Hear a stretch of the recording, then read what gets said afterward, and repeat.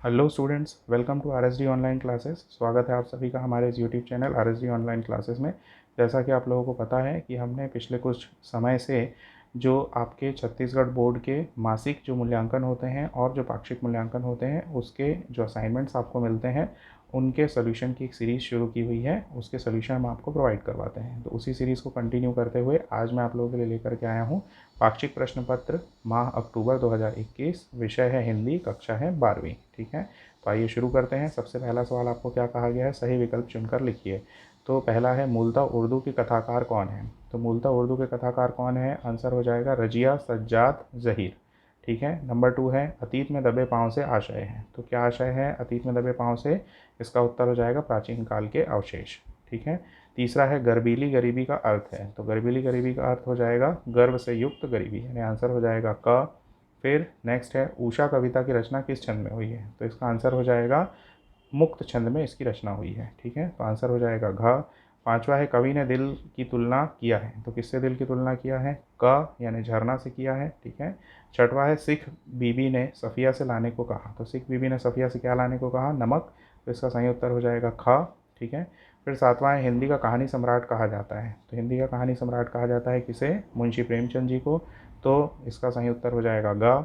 अदीब कहा जाता है, अदीब किसे कहते हैं, साहित्यकार को कहते हैं। तो इसका सही उत्तर हो जाएगा क।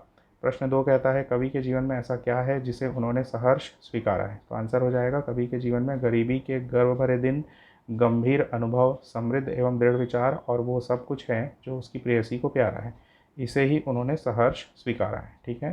प्रश्न 3 है सफ़िया के मन में किस प्रकार का द्वंद्व चल रहा था। तो उत्तर हो जाएगा सफ़िया के मन में नमक की पुड़िया को कस्टम वालों के सामने रखने या ना रखने का द्वंद्व था। उसे विचार आया कि यदि कस्टम वालों ने मना किया तो मजबूरी में उसे नमक छोड़ना पड़ेगा। ऐसे में सिख बीवी से किया हुआ वादा अधूरा रह जाएगा। ठीक है। प्रश्न 4 है लैंडस्केप क्या है, इसकी क्या विशेषता है। तो उत्तर हो जाएगा मोहनजोदड़ो में लेखक ने एक लंबे बौद्ध स्तूप को देखकर इसे भारत का पुराना लैंडस्केप का नाम दिया है। लैंडस्केप को जब पहली बार लेखक ने देखा तो वो अवाक रह गया।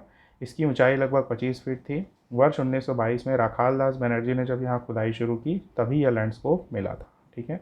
प्रश्न 5 है उषा कविता में भोर के नभ की तुलना किससे और किस प्रकार की गई है। उत्तर हो जाएगा भोर के नभ को कवि ने राख से लिपा हुआ चौक, नीला शंख, बहुत काली सिल पर जरा से लाल केसर से जैसे धुल गई हो तथा स्लेट पर लाल खड़िया चौक मल दी गई हो, ऐसे उपमानों के माध्यम से चित्रित किया है। इन उपमानों के माध्यम से कवि ने अंधकार के समाप्त होते प्रकृति में पल पल आने वाले परिवर्तनों को दृष्टिगत किया है। ठीक है। प्रश्न 6 क्या है, कहानी के तत्वों के नाम लिखिए। तो कहानी के तत्व कौन कौन से हो जाएंगे, कथा वस्तु, चरित्र चित्रण, संवाद योजना, वातावरण, भाषा शैली और उद्देश्य। प्रश्न 7 है सिंधु सभ्यता साधन संपन्न थी पर उसमें भव्यता का आडंबर नहीं था, कैसे। उत्तर हो जाएगा सिंधु सभ्यता से तत्कालीन व्यापारिक व्यवस्थाओं की जानकारी मिलती तो है मगर सब कुछ आवश्यकताओं से जुड़ा है कि नहीं यह स्पष्ट नहीं है। भव्यता के आडंबर का प्रदर्शन कहीं भी नहीं दिखाई दे रहा है। निर्माण शैली हर प्रकार से विस्तृत होने के बावजूद भी दिखावे से बहुत दूर थी। सभ्यता का निर्माण व्यवस्थित तरीके से किया गया था। पुरातात्विक तथ्यों से पता चलता है कि सिंधु सभ्यता अत्यंत विशाल थी। प्रश्न 8 क्या है, कविता के किन उपमानों को देखकर यह कहा जा सकता है कि उषा कविता गांव की सुबह का गतिशील शब्द चित्र है। तो उत्तर हो जाएगा इसका उषा कविता में गांव की सुबह का गतिशील शब्द चित्रण प्रस्तुत किया गया है। कविता में नीले रंग के प्रातःकालीन आकाश को राख से लिपा हुआ चौका कहा गया है। ग्रामीण परिवेश में ही गृहिणी भोजन बनाने के बाद चौका को राख से लिपती है जो काफ़ी समय तक गीला रहता है।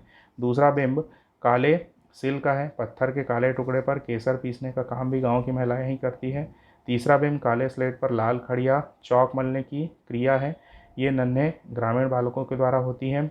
इस बिंबात्मक चेतना में गतिशील शब्द चित्र भी मौजूद हैं। यहाँ सवेरे अपने अपने कार्यों में लगे ग्रामीण तथा जनजीवन की गतिशीलता को स्पष्ट करने वाले सारे प्रतिमान हैं। यहाँ स्थिरता का नामो निशान नहीं है। गतिशीलता में यह अर्थ भी छुपा है कि तीनों शब्द चित्र स्थिर न होकर के किसी न किसी क्रिया के अभी अभी समाप्त होने का सूचक है। तो इस प्रकार से ये हमारा असाइनमेंट यहाँ पर ख़त्म होता है। आई होप आपको ये वीडियो पसंद आया होगा। अगर आप हमारे चैनल पर नए हैं तो प्लीज़ हमारे चैनल को सब्सक्राइब करिए, वीडियोस को ज़्यादा से ज़्यादा लाइक करिए, शेयर करिए अपने फ्रेंड्स के ग्रुप्स में, व्हाट्सएप ग्रुप्स में, फेसबुक ग्रुप्स में और अपने स्कूल के ग्रुप्स में। और जुड़े रहिए हमारे चैनल के साथ। आने वाले फ्यूचर में भी हम आपके जो छत्तीसगढ़ बोर्ड के मासिक असाइनमेंट है, मंथली असाइनमेंट हैं, और जो पाक्षिक मूल्यांकन है, फोर्टनाइटली असाइनमेंट है, उनके सॉल्यूशंस आपको प्रोवाइड करवाते रहेंगे। इसके अलावा भी नियर फ्यूचर हम बहुत सारे सब्जेक्ट्स के जो वीडियो लेक्चर्स है वो भी आपको प्रोवाइड करवाएंगे, वो भी आपके लिए बहुत ही ज़्यादा फ़ायदेमंद रहेगा। ठीक है, तो हमारे चैनल को सब्सक्राइब करिए। चैनल का सब्सक्रिप्शन ही हमारा मोटिवेशन है। Thank you so much.